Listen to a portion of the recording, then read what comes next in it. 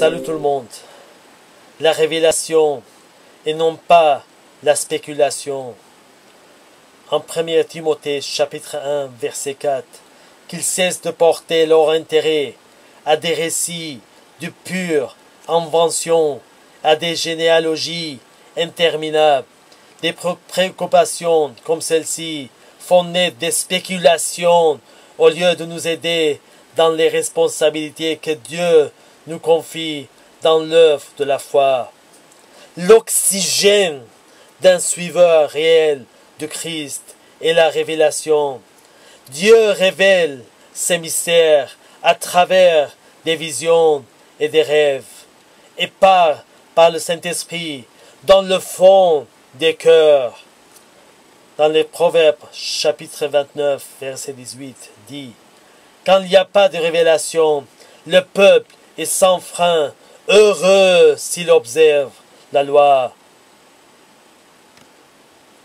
Donc, nous ne sommes pas dirigés par des spéculations de sens. Cela signifie que nous n'imaginons pas les choses et nous ne les faisons, mais nous recevons des révélations de Dieu et les exécutons.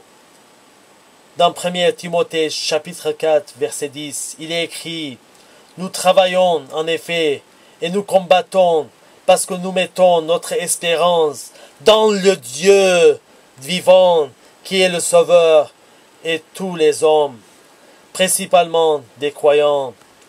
Notre Dieu est Dieu vivant. Nous ne croyons pas dans les mythes, mais au vrai Dieu, Père éternel et le Prince de la paix.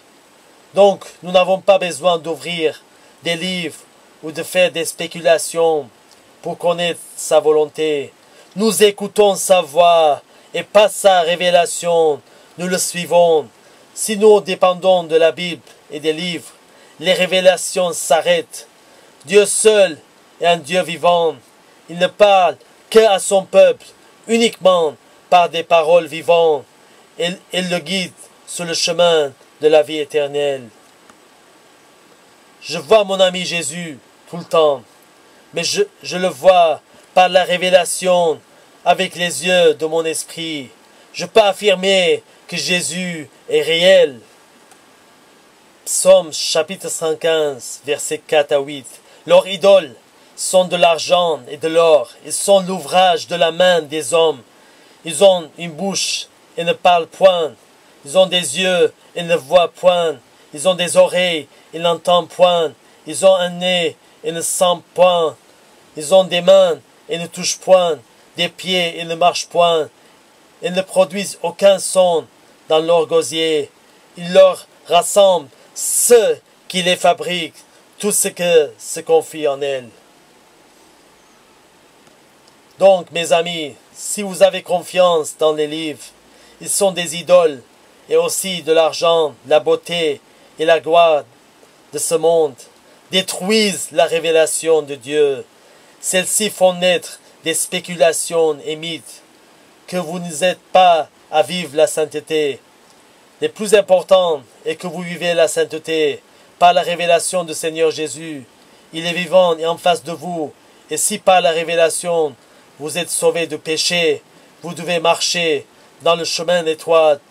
Vous devez persévérer dans la sainteté, sachant qu'il vous regarde et s'occupe de vous. Alors, la révélation et non pas la spéculation. Que Jésus vous bénisse. Celui qui rend témoignage de ces choses dit: certainement, je viens bientôt. Amen. Oui, Seigneur Jésus, viens.